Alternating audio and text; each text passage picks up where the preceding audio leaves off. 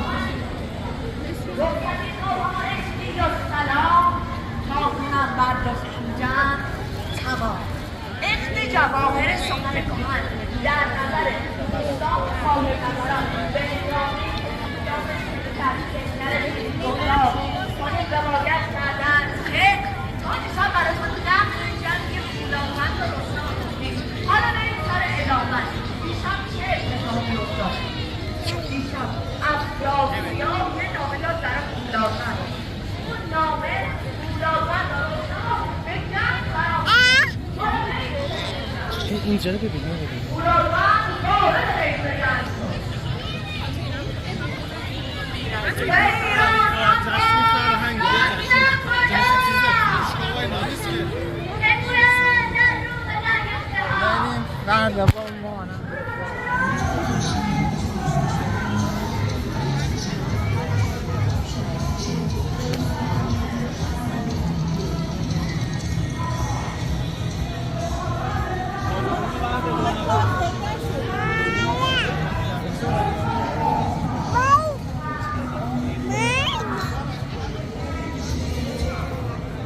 آقا چیکار کنه آقا چیکار کنه اینجا بچه ها رو ببینیم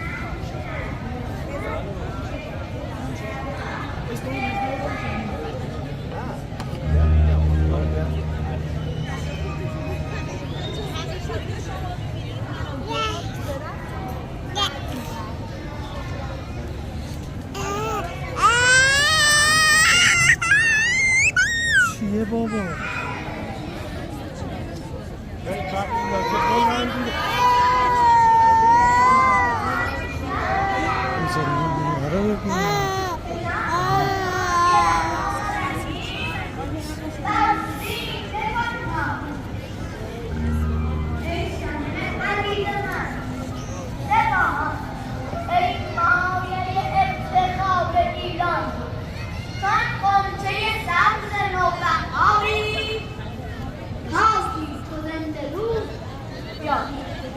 ای مهدهان از سرای فرهنگ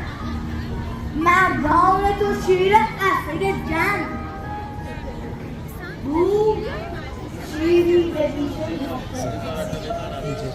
موشکی کرد آبش آسفته آنقدر دور شیرازی کرد